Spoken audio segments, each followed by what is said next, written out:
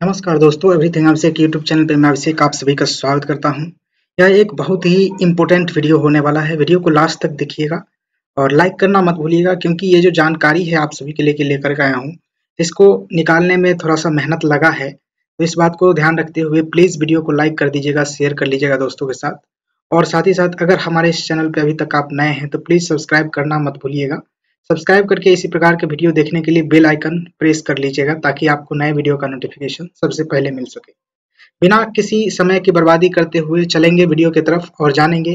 जैसा कि आप जान रहे होंगे, थंबनेल देख करके आए होंगे हमारे इस वीडियो में, और थंबनेल में ही आपको पता लग गया होगा कि इस वीडियो में क्या होने वाला है, किस तरीके की जानकारी हमको मिलने वाले हैं। यहाँ पर देखने को मिलेगा आपको कि भारतीय राष्ट्रीय आंदोलन से संबंधित प्रमुख घटनाएं के बारे में जानेंगे और उनके डेट के बारे में जानेंगे, जिसका शॉर्ट फॉर्म में हम जानेंगे, जो कि इम्पोर्टेंट होगा, सिर्फ वही जानेंगे।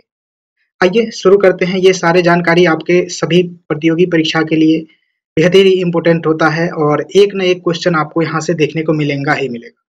देख सकते हैं, वीडियो को शुरू करने से करेंगे यहाँ से, तो देख सकते हैं इसमें कि सबसे पहले हेडिंग के रूप में आपको दिख ही रहे होंगे, और सबसे पहला आता है 1885। 1885 ईस्वी में देखेंगे तो कांग्रेस की स्थापना हुई थी, और इनसे जुड़ी शॉर्ट फॉर्म में जानकारी हासिल करने की कोशिश करेंगे। यहाँ से भारतीय राष्ट्रीय कांग्रेस की स्थापना 72 प्रतिनिधियों की उपस्थिति के साथ 28 दिसंबर 1885 ईस्वी को मुंबई, या फिर फिलहाल में जो नाम है बम्बई, पहले नाम था बम्बई और अभी नाम है मुंबई, के गोकुल दास तेजपाल संस्कृत महाविद्यालय में हुई थी। ये जानकारी कैसी लग रही है जरूर आप कमेंट करके बताइएगा। नेक्स्ट है 1905 ईस्वी में बंगाल का विभाजन होता है, और इससे जुड़ी जानकारी है कि भारत के तत्कालीन वायसराय लॉर्ड कर्जन ने 19 जुलाई 1905 को बंगाल के विभाजन की घोषणा की थी। 16 अक्टूबर 1905 को बंगाल के दो भागों में बांट दिया गया था, और इस विभाजन को बंग भंग के नाम से भी जाना जाता है। 1906 ईस्वी में चलेंगे, जो कि मुस्लिम लीग की स्थापना हुई थी 1906 ईस्वी में, और यहाँ से जानकारी है कि अखिल भारतीय मुस्लिम लीग AMIL की स्थापना 30 दिसंबर 1906 ईस्वी में ढाका में हुई थी, जो फिलहाल बांग्लादेश की राजधानी है ढाका, आप जान सकते हैं। और इस राजनीतिक दल की स्थापना का मकसद क्या था, तो भारतीय उपमहाद्वीप में मुस्लिम हितों की रक्षा करना। नेक्स्ट है 1907 ईस्वी, कांग्रेस का विभाजन। सन 1907 ईस्वी में राष्ट्रीय कांग्रेस का अधिवेशन सूरत में हुआ, जिसमें कि कांग्रेस गर्म दल और नरम दल दो दलों में बंट गई, और इसी को सूरत विभाजन भी कहा जाता है। 1907 ईस्वी के अधिवेशन की अध्यक्षता रास बिहारी घोष के द्वारा किया गया था। 1907 के जो अधिवेशन थे उसकी अध्यक्षता रास बिहारी घोष के द्वारा किया गया था। आगे बढ़ेंगे, जानकारी यहाँ से हासिल करेंगे। 1908 ईस्वी में खुदीराम बोस को फांसी दी गई। देश के सबसे कम उम्र के जो फांसी पर चढ़ने वाले क्रांतिकारी जो थे खुदीराम बोस थे। उनका जन्म पश्चिम बंगाल में हुआ था, पश्चिम बंगाल के मेदिनीपुर में हुआ था। मेदिनीपुर जिले में जो है कि 30 दिसंबर 1889 को हुआ था। उन्होंने भारत को आज़ाद कराने के लिए क्रांतिकारी गतिविधियों में शामिल होने के लिए 11 अगस्त 1908 ईस्वी को मुजफ्फरपुर जेल में फांसी दी गई थी। ध्यान रखेंगे, क्रांतिकारी जो गतिविधि था उसमें शामिल होने के लिए खुदीराम बोस को फांसी दी गई थी। कब दी गई थी? 11 अगस्त 1908 ईस्वी को मुजफ्फरपुर के जेल में। आगे है 1909 ईस्वी, मार्ले मिंटो सुधार अधिनियम। मार्ले मिंटो सुधार अधिनियम 1909 ईस्वी में किया गया, और वर्ष 1909 ईस्वी के भारत परिषद अधिनियम, जिसे मार्लो मिंटो सुधार अधिनियम कहा जाता है, जो लाया गया था 1909 ईस्वी में ही। और इस अधिनियम के द्वारा चुनाव प्रणाली के सिद्धांत को भारत में पहली बार मान्यता मिली। गवर्नर जनरल की कार्यकारी परिषद में पहली बार भारतीयों को प्रतिनिधित्व मिला, तथा केंद्रीय एवं विधान परिषदों के सदस्यों की समिति अधिकार भी प्रदान किए गए। 1913 ईस्वी में गदर आंदोलन। गदर पार्टी की जो स्थापना हुई थी 15 जुलाई 1913 ईस्वी को कनाडा और अमेरिका में रहने वाले प्रवासी भारतीयों ने की थी। और इस पार्टी के संस्थापक के बारे में जाने तो सरदार सोहन सिंह भाकना था। सोहन सिंह भाकना के द्वारा इस पार्टी का स्थापना किया गया था। और इसके अलावा पार्टी के कुछ और पदाधिकारी थे, जैसे कि केसर सिंह थथगढ़, उपाध्यक्ष थे लाला हरदयाल, उसके बाद महामंत्री लाला ठाकुर दास धुरी, संयुक्त सचिव पंडित काशी राम मरदोली कोषाध्यक्ष के रूप में थे। और ये सारे के सारे लोग जो थे कि गदर पार्टी के संस्थापक के रूप में काम किए थे। आगे बढ़ेंगे, जो जानकारी होगा बेहद ही इंपॉर्टेंट होगा। यहाँ से 1914 ईस्वी प्रथम विश्व युद्ध की शुरुआत होती है। प्रथम विश्व युद्ध की शुरुआत होती है 1914 ईस्वी में। यहाँ पर देखें तो प्रथम विश्व युद्ध 28 जून 1914 को शुरू हो गया था और इसकी शुरुआत दक्षिण स्लाव राष्ट्रवादी गैवरीलो प्रिंसिप द्वारा ऑस्ट्रेलियाई आर्ड ड्यूक फर्नांडिस की हत्या के बाद हुई थी। इसको ध्यान रखेंगे। अगला है 1915 ईस्वी को गांधी जी का भारत आगमन हुआ था। 1915 ईस्वी में भारत में गांधी जी का आगमन हुआ। उसके बाद 1915 ईस्वी की उस 9 जनवरी की सुबह जैसे ही गांधी जी अपोलो बंदरगाह पर उतरे, इन कार्यकर्ताओं ने उनका गर्मजोशी से स्वागत किया और गांधी 1893 में दक्षिण अफ्रीका गए थे। उसके बाद 1915 में लौटे थे। उस समय वो 24 साल के थे, लेकिन जब भारत लौटे तो वो 45 साल के थे। 45 साल के एक अनुभवी वकील बन चुके थे। कहते हैं कि वो गांधी बनकर गए थे और महात्मा बनकर लौटे थे। इस बात को आप नोट कर सकते हैं। अगला है पॉइंट जो कि 1916 ईस्वी में लखनऊ समझौता से है। 1916 ईस्वी में लखनऊ समझौता दिसंबर के 1916 ईस्वी में भारतीय राष्ट्रीय कांग्रेस और अखिल भारतीय मुस्लिम लीग के बीच लखनऊ समझौता हुआ था। यह समझौता भारत की सरकार के संरचना और हिंदू मुस्लिम समुदायों के बीच संबंध पर बात करना था। अगला पॉइंट है 1916 ईस्वी, जिसमें कि होम रूल लीग आंदोलन के रूप में जानते हैं। 1916 ईस्वी में हुआ था होम रूल लीग आंदोलन। होम रूल लीग आंदोलन का उद्देश्य ब्रिटिश साम्राज्य के अधीन रहते हुए संवैधानिक तरीके से स्वशासन को प्राप्त करना था। और इस लीग के प्रमुख नेता बाल गंगाधर तिलक थे और श्रीमती एनी बेसेंट भी थी। स्वराज की प्राप्ति के लिए तिलक यानी कि बाल गंगाधर तिलक 28 अप्रैल 1916 ईस्वी को बेलगाम में होम रूल की स्थापना किया गया था। इसको ध्यान रखेंगे। होम रूल लीग का जो स्थापना कहाँ पर किया गया था, तो बेलगाम में किया था 28 अप्रैल 1916 ईस्वी को। इसको ध्यान रखेंगे। यह जो पीडीएफ आप सोच रहे होंगे कि यह प्राप्त करना चाहते होंगे आप, तो प्लीज मैं आपको बताना चाहूंगा, मेरे टेलीग्राम चैनल है सेम नाम से, एवरीथिंग अभिषेक नाम से, वहां से आप जाकर के इस पीडीएफ को डाउनलोड कर सकते हैं। आगे बढ़ेंगे तो देख सकते हैं अगला पॉइंट है 1917 ईस्वी में चंपारण सत्याग्रह के नाम से। चंपारण सत्याग्रह से जुड़ी जानकारी है। साल 1917 ईस्वी को महात्मा गांधी ने बिहार के चंपारण जिले में सत्याग्रह आंदोलन शुरू किया था और इस आंदोलन में नील बगान मालिकों के जायदतियों के खिलाफ था। यानी कि नील के जो बगान के मालिक थे उसके जो विरुद्ध जो है कि उसके लेकर के अंग्रेजों के साथ जो है कि यह आंदोलन किया गया था। और अंग्रेज जो है कि नील की कीमतें कम होने की वजह से लगान बढ़ाकर किसानों पर शोषण कर रहे थे। इस विषय में यहाँ पर जो है कि सत्याग्रह किया गया था महात्मा गांधी के द्वारा। और रास बिहारी घोष के द्वारा आप देखेंगे, नहीं यहाँ देखेंगे तो कौन था, राजकुमार शुक्ला थे। राजकुमार शुक्ला के आग्रह के बाद जो है कि महात्मा गांधी चंपारण सत्याग्रह में आए थे। इसको ध्यान रखेंगे। उसके बाद देखेंगे तो 1918 ईस्वी में अहमदाबाद मिल मजदूर आंदोलन 1918 ईस्वी में। अहमदाबाद मिल मजदूर आंदोलन 15 मार्च 1918 ईस्वी में गुजरात के अहमदाबाद में शुरू हुआ था और यह आंदोलन गांधी जी के नेतृत्व में दक्षिण अफ्रीका से लौटने के बाद ही शुरुआती गतिविधि को एक था। यानी ध्यान रखेंगे जो अहमदाबाद में जो मिल मजदूर के द्वारा आंदोलन किया गया था 15 मार्च 1918 ईस्वी को, यह जो आंदोलन हुए थे जिसमें कि महात्मा गांधी के अफ्रीका से तुरंत लौटने के बाद ही आंदोलन की शुरुआत हो गई थी। नेक्स्ट है 1918 ईस्वी में खेरा आंदोलन। और खेरा आंदोलन के बारे में जाने तो 1918 ईस्वी में खेरा आंदोलन था। 1918 का खेरा सत्याग्रह ब्रिटिश राज के दौरान भारत में गुजरात के खेरा जिले में महात्मा गांधी द्वारा आयोजित एक सत्याग्रह आंदोलन था। यह आंदोलन स्वतंत्रता आंदोलन की एक बड़ा विद्रोह था और यह दूसरा सत्याग्रह आंदोलन भी आप इसे कह सकते हैं, जो अहमदाबाद मिल हड़ताल के 7 दिन के बाद शुरू किया गया था खेरा आंदोलन। 1919 ईस्वी में रॉलेट एक्ट नाम से एक एक्ट आया, कानून आया। उसके बारे में जाने तो यह 10 मार्च 1919 ईस्वी को इंपीरियल लेजिस्लेटिव काउंसिल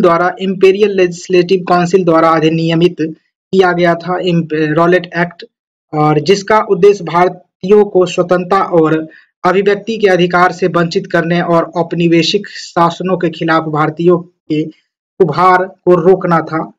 और यह देखेंगे तो यह अधिनियम 1918 ईस्वी के रॉलेट एक्ट आयोग द्वारा प्रस्तुत सिफारिशों के आधार पर तैयार किया गया था।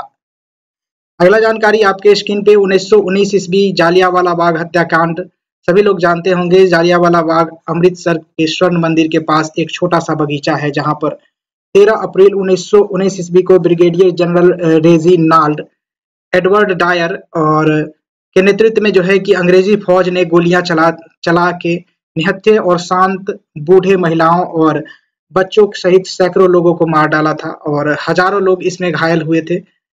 यहाँ पर देखेंगे नेक्स्ट जानकारी 1919 ईस्वी में से ही की खिलाफत आंदोलन के बारे में। खिलाफत आंदोलन 1919 ईस्वी से लेकर के 1924 ईस्वी तक चला था। यह आंदोलन प्रथम विश्व युद्ध के बाद ब्रिटिश नीतियों और ओटोमन साम्राज्य को खत्म करने के विरोध में चलाया गया था और इस आंदोलन के उद्देश्य तुर्की के शिकायतों को दूर करने और हिंदू मुस्लिम एकता को बढ़ावा देना इसका प्रमुख उद्देश्य रहा था।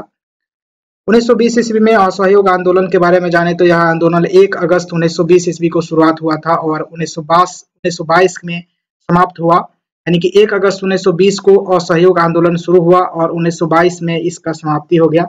और इस आंदोलन का जो मकसद था ब्रिटिश सरकार से भारतीयों का जो सहयोग था वह वापस लेना था, जिसके जरिए भारतीयों को ब्रिटिश सरकार की स्वशासन देने के लिए राजी करना था।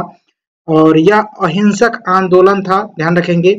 इसमें भारतीयों को अपनी उपाधियों से इस्तीफा देना, सरकारी संस्थाओं का बहिष्कार करना और विदेशी वस्तुओं का भी बहिष्कार करना शामिल था। नेक्स्ट है 1922 ईस्वी चौड़ा चौड़ी कांड। इसके बारे में जाने तो चौड़ा चौड़ी कांड 4 फरवरी 1922 ईस्वी को गोरखपुर के चौड़ा चौड़ी में हुआ था।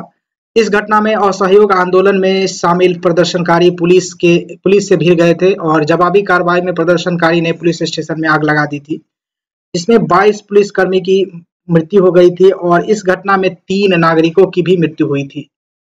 अगला पॉइंट है जो कि 1923 ईस्वी में स्वराज पार्टी की स्थापना को लेकर के है। स्वराज पार्टी पराधीन स्वतंत्रता संग्राम के बाद एक राजनीतिक दल था और इस दल की स्थापना 1 जनवरी 1923 ईस्वी को देशबंधु चित्तरंजन दास तथा मोतीलाल नेहरू ने की थी। यह दल जो था भारतीय के लिए अधिक स्वशासन तथा राजनीतिक स्वतंत्रता की प्राप्ति के लिए कार्य कर रहा था। भारतीय भाषाओं में स्वराज का अर्थ होता है अपना राज, इसको ध्यान रखेंगे। अगला पॉइंट है 1924 ईस्वी में कांग्रेस का बेलगाम अधिवेशन। कांग्रेस का बेलगाम अधिवेशन के बारे में जाने तो 1924 ईस्वी में भारतीय राष्ट्रीय कांग्रेस का बेलगाम अधिवेशन एक महत्वपूर्ण घटना थी और इस अधिवेशन का स्थान बेलगाम नामक शहर में हुआ था, जो कि विजयनगर साम्राज्य के नाम पर रखा गया था और एकमात्र ऐसा अधिवेशन था जिसमें महात्मा गांधी ने कांग्रेस के अध्यक्ष के रूप में भाग लिए थे, ध्यान रखेंगे। इस अधिवेशन में भारतीय स्वतंत्रता संग्राम के लिए रणनीति और मार्गदर्शन की योजना बनाई गई थी। 1925 ईस्वी में जाने तो काकोरी कांड के बारे में पता चलता है। 9 अगस्त 1925 ईस्वी को लखनऊ के काकोरी रेलवे स्टेशन पर ट्रेन से सरकारी खजाना लूटने की घटना को काकोरी कांड के नाम से जाना जाता है और इस घटना को काकोरी ट्रेन एक्शन के नाम से भी जाना जाता है। इस घटना में शामिल लोगों में पंडित राम प्रसाद बिस्मिल, पंडित चंद्रशेखर आजाद, उसके बाद अशफाक उल्ला खान, रोशन सिंह और राजेंद्र नाथ लिहारी शामिल थे। बिस्मिल, अशफाक उल्ला खान और रोशन सिंह और राजेंद्र प्रसाद लिहारी की मौत सजा सुनाई गई थी, यानी कि फांसी दे दी गई थी। किन्हें? तो राम प्रसाद बिस्मिल, अशफाक उल्ला खान, रोशन सिंह और राजेंद्र नाथ लिहारी को। मात्र जो है कि एक बच गए थे, वह कौन बच गए थे तो ध्यान रखेंगे। यहाँ पर जो थे बच गए थे वह चंद्रशेखर आजाद बच गए थे, जो कि खुद से ही अपने आप को गोली मार ली थी बगीचे में अंग्रेज के साथ युद्ध करते समय। अगला पॉइंट है 1928 ईस्वी में साइमन कमीशन के बारे में जाने तो भारतीय वैधानिक आयोग के रूप में आप इसे जानते हैं, जिसे साइमन कमीशन के नाम से भी जाना जाता है। भारतीय वैधानिक आयोग, जिसे साइमन कमीशन के नाम से भी जाना जाता है, ब्रिटेन के 7 संसदों का समूह था यह, और इस आयोग का गठन 8 नवंबर 1927 ईस्वी को किया गया था। आयोग का मकसद भारत के संवैधानिक सुधारों का अध्ययन करना और सरकारी प्रशासनों की जांच करना था, और आयोग को 1919 ईस्वी के भारत सरकार अधिनियम की जांच करनी थी और प्रणाली में सुधार का सुझाव देना था।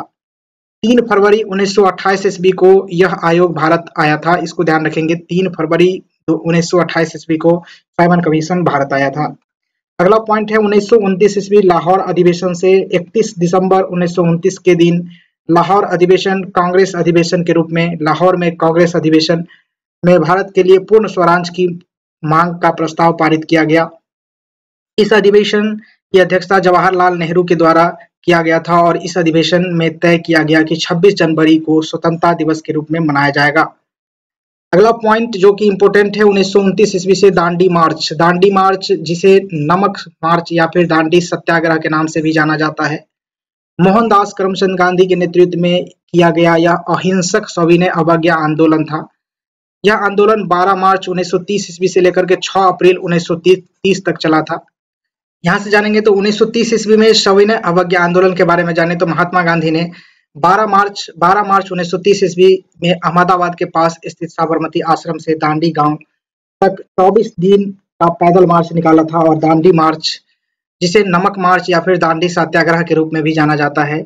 1930 ईस्वी में महात्मा गांधी के द्वारा अंग्रेज सरकार ने नमक के ऊपर कर लगाने के कानून के विरोध में यह आंदोलन किया गया था। सविनय अवज्ञा आंदोलन 1930 ईस्वी में दांडी मार्च के रूप में आप इसे भी जानते हैं। अगला पॉइंट है 1931 ईस्वी के बारे में जाने तो 1931 ईस्वी में गांधी इरविन समझौता के रूप में आप देख सकते हैं। 5 मार्च 1931 ईस्वी को महात्मा गांधी और तत्कालीन वायसराय लॉर्ड इरविन के बीच हुए समझौते को गांधी इरविन समझौता कहा जाता है, और इसे दिल्ली पैक्ट के नाम से भी जाना जाता है। इसको ध्यान रखेंगे, यह समझौता सविनय अवज्ञा आंदोलन से जुड़ा हुआ है। उसके बाद है 1930 ईस्वी में देखें तो 1930 ईस्वी में प्रथम गोलमेज सम्मेलन आयोजित किया गया 1930 ईस्वी में, जिसमें कि प्रथम गोलमेज सम्मेलन के बारे में जानकारी हासिल करेंगे तो प्रथम गोलमेज सम्मेलन नवंबर 1930 ईस्वी से लेकर के जनवरी 1931 तक चला था। उसके बाद पहला गोलमेज सम्मेलन नवंबर 1930 ईस्वी में आयोजित किया गया, जिसमें जो देश के प्रमुख नेता शामिल नहीं हुए थे। इसी कारण अंततः यह बैठक निरर्थक साबित हो गई थी, और आधिकारिक तौर पर जॉर्ज पंचम ने 12 नवंबर 1930 ईस्वी को प्रारंभ किया, और जिसकी अध्यक्षता ब्रिटेन के प्रधानमंत्री रामसे मैकडॉनल्ड के द्वारा किया गया था। जो प्रथम गोलमेज सम्मेलन था उसका जो है कि प्रारंभ करने के श्रेय जाता है जॉर्ज पंचम को, जो कि 12 नवंबर 1930 ईस्वी को शुरू किया गया था, और इसके जो अध्यक्षता करे थे प्रधानमंत्री थे ब्रिटेन के, जो कि रामसे मैकडॉनल्ड नाम थे उनका। अगला जानकारी यहाँ से हासिल करेंगे 1931 ईस्वी में, जो कि कहता है द्वितीय गोलमेज सम्मेलन के बारे में। द्वितीय गोलमेज सम्मेलन 7 सितंबर 1931 ईस्वी को शुरू हुआ था, और इसमें कांग्रेस ने भी भाग लिया था, और 1 दिसंबर 1931 को यह समाप्त हुआ था। और यह जो सम्मेलन था लंदन में हुआ था, और यह सम्मेलन सांप्रदायिक समस्या पर विवाद के कारण असफल रहा था। लंदन से वापस आकर गांधी जी पुनः सविनय अवज्ञा आंदोलन शुरू कर दिए थे। उसके बाद देखें तो 1932 ईस्वी में तृतीय गोलमेज सम्मेलन आयोजन किया गया, और तीसरा गोलमेज सम्मेलन 17 नवंबर 1932 से लेकर के 24 दिसंबर 1932 ईस्वी तक चला था, के बीच हुआ था। और जाने तो यह सभी गोलमेज सम्मेलनों के में जो है कि आखिर था, मतलब लास्ट गोलमेज सम्मेलन तृतीय गोलमेज सम्मेलन को कहा गया। और इस सम्मेलन में भारतीय राष्ट्रीय कांग्रेस और गांधी जी ने हिस्सा नहीं लिया था। ब्रिटेन के लेबर पार्टी ने इस सम्मेलन में हिस्सा नहीं लिया था। ध्यान रखेंगे, ब्रिटेन के जो लेबर पार्टी थे उसने भी इस सम्मेलन में हिस्सा नहीं लिया था, और इस सम्मेलन में केवल 46 प्रतिनिधि ही हिस्सा लिए थे। आगे देखेंगे तो 1932 इसमें पूना पैक्ट के बारे में जानने को मिलेगा। पूना पैक्ट के बारे में देखें तो 1932 में पूना समझौता महात्मा गांधी और BR अम्बेडकर के बीच हुआ था। पूना समझौता, यह समझौता 24 सितंबर 1932 ईस्वी को पूना में यरवड़ा सेंट्रल जेल में हुआ था, और इस समझौता को अंग्रेज सरकार ने सांप्रदायिक अधिनिर्णय कम्युनल अवार्ड नाम से आप इसे इंग्लिश में कह सकते हैं, सांप्रदायिक अधिनिर्णय कम्युनल अवार्ड में संशोधन के रूप में मंजूरी दी थी। ध्यान रखेंगे, उसके बाद आगे बढ़ेंगे तो देखने को मिलेगा 1940 ईस्वी में व्यक्तिगत सत्याग्रह। इसके बारे में जाने तो 17 अक्टूबर 1940 ईस्वी को गांधी जी ने आधिकारिक तौर पर व्यक्तिगत सत्याग्रह का उद्घाटन किया और विनोबा भावे और पंडित जवाहरलाल नेहरू को क्रमशः प्रथम और द्वितीय सत्याग्रही के रूप में नामित किया गया था। धमतरी में आंदोलन को सफल बनाने के लिए 473 सत्याग्रही की नियुक्ति की गई थी, जिसमें और जो है कि 1616 सभाओं का गठन भी किया गया था। व्यक्तिगत सत्याग्रह जो हुआ था उसके अंतर्गत ये जानकारी निकल गया था। उसके बाद है 1940 में पाकिस्तान की मांग। पाकिस्तान बनाने की कड़ी और एक अहम पड़ाव 23 मार्च 1940 ईस्वी को आया और इस दिन मुस्लिम लीग ने लाहौर में एक प्रस्ताव रखा जिसे बाद में जो है कि पाकिस्तान प्रस्ताव के नाम से भी जाना गया और इसके तहत जो है कि पूरी तरह आजाद मुस्लिम देश बनाने का भी प्रस्ताव रखा गया था। जो 1940 ईस्वी में पाकिस्तान की मांग का जो प्रस्ताव था वो रखा गया था। उसके बाद 1942 ईस्वी के बारे में जाने तो 1942 ईस्वी में क्रिप्स मिशन था 1942 ईस्वी में, और यहाँ से जानते हैं क्रिप्स मिशन जो है कि कब किया गया था। देखेंगे 1942 ईस्वी में ब्रिटिश सरकार द्वारा भारत भेजा गया एक मिशन था जिसका उद्देश्य द्वितीय विश्व युद्ध के समय अपने लिए भारत का पूर्ण सहयोग प्राप्त करना था और सर स्टैफोर्ड क्रिप्स के इसके अध्यक्ष थे और जो कि विंस्टन चर्चिल के मंत्रिमंडल में साम्यवादी झुकाव के लिए एक वरिष्ठ राजनेता एवं मंत्री के रूप में कार्यरत थे। आगे देखेंगे तो देख सकते हैं यहाँ पर निकल के आता है 1942 ईस्वी भारत छोड़ो आंदोलन। भारत छोड़ो आंदोलन द्वितीय विश्व युद्ध के समय 8 अगस्त 1942 ईस्वी को आरंभ किया गया था। यह एक आंदोलन था जिसका लक्ष्य भारत से ब्रिटिश साम्राज्य को समाप्त करना था और यह आंदोलन महात्मा गांधी द्वारा अखिल भारतीय कांग्रेस समिति के मुंबई अधिवेशन में शुरू किया गया था। नेक्स्ट है 1942 ईस्वी में आजाद हिंद फौज के बारे में जानेंगे तो द्वितीय विश्व युद्ध के दौरान सन 1942 ईस्वी में जापान की सहायता से टोक्यो में भारत और अंग्रेज के कब्जे से स्वतंत्र कराने के लिए आजाद हिंद फौज या फिर इंडियन नेशनल आर्मी INA नामक सशस्त्र सेना का गठन किया गया था और इस सेना के गठन में कैप्टन मोहन सिंह, रास बिहारी बोस और निरंजन सिंह गिल महत्वपूर्ण भूमिका निभाए थे। ध्यान रखेंगे, इसको इम्पोर्टेंट है। उसके बाद 1945 ईस्वी में वेबल योजना शिमला समझौता देखेंगे तो वेबल योजना शिमला समझौता के बारे में जाने तो देखने को मिलेगा यहाँ से 14 जून 1945 ईस्वी को लॉर्ड वेबल ने एक नई कार्यकारी परिषद की योजना की घोषणा की जिसमें कि वायसराय और कमांडर इन चीफ को छोड़कर सभी सदस्य भारतीय होंगे, इसकी जानकारी दी गई। और यह कार्यकारी परिषद तब तक एक अस्थायी उपाय थी जब तक कि एक नए अस्थायी संविधान पर सहमति बन जाती है और वह लागू नहीं हो जाती। देखेंगे तो रक्षा को छोड़कर सभी विभाग भारतीय सदस्यों के पास ही होंगे, इसको ध्यान रखेंगे। यह जानकारी वेबल योजना शिमला समझौता के अंतर्गत निकल के आता है 1945 ईस्वी से। उसके बाद देखेंगे यहाँ पर 1946 ईस्वी में नौसेना विद्रोह के बारे में देखें तो यह विद्रोह 18 फरवरी 1946 ईस्वी को हुआ था जो कि जलायन में और समुद्र के से बाहर स्थित जल सेना के ठिकानों पर भी हुआ था। यद्यपि यह मुंबई में आरंभ हुआ था किंतु कराची से लेकर कोलकाता तक इसे पूरे ब्रिटिश भारत में इसे पूरे भरपूर समर्थन मिला था और इसका कुल मिलाकर देखें तो कुल मिलाकर 78 जलयाने और 20 स्थलीय ठिकानों एवं 20,000 नाविकों ने इसमें भाग लिया था। उसके बाद है 1946 ईस्वी में कैबिनेट मिशन के बारे में जाने तो भारतीय एकता की इच्छा का प्रतीक कैबिनेट मिशन था जो कि 24 मार्च 1946 ईस्वी को नई दिल्ली पहुंचा, जो ब्रिटिश सरकार द्वारा भेजा गया था, जिसमें विषय एक पद का गठन था जिसमें कि स्वतंत्र भारत था। और उसके बाद देखें तो मिशन का गठन करने वाले 3 व्यक्ति AB अलेक्जेंडर, स्टैफोर्ड क्रिप्स और पैथिक लॉरेंस के रणनीति के कारण ने भारत की एकता का समर्थन किया था। ये कौन से लोग थे तो AB अलेक्जेंडर, स्टैफोर्ड क्रिप्स और पैथिक लॉरेंस थे। इनके ने जो है कि रणनीतिक कारणों से भारत की जो है कि एकता का समर्थन किए थे। लास्ट आप देख सकते हैं 1947 माउंटबेटन योजना के बारे में। तो 3 जून 1947 ईस्वी को माउंटबेटन योजना प्रस्तुत किया गया और इसका प्रमुख बिंदु यह था कि आगामी 15 अगस्त 1947 को भारत को 2 भागों में विभाजित करके 2 पूर्ण संप्रभुता देश यानी भारत और पाकिस्तान बनाए जाएंगे, इसके जो है कि जानकारी दिया गया। और इसी दिन को ही भारत का स्वतंत्रता दिवस के रूप में भी मनाने लगा। ध्यान रखेंगे, ये सारे जानकारी आप सभी के लिए बेहद ही इंपॉर्टेंट रहे होंगे। प्लीज वीडियो को लाइक करिए, शेयर कर दीजिएगा। Thank you for watching this video. जय हिंद, वंदे मातरम।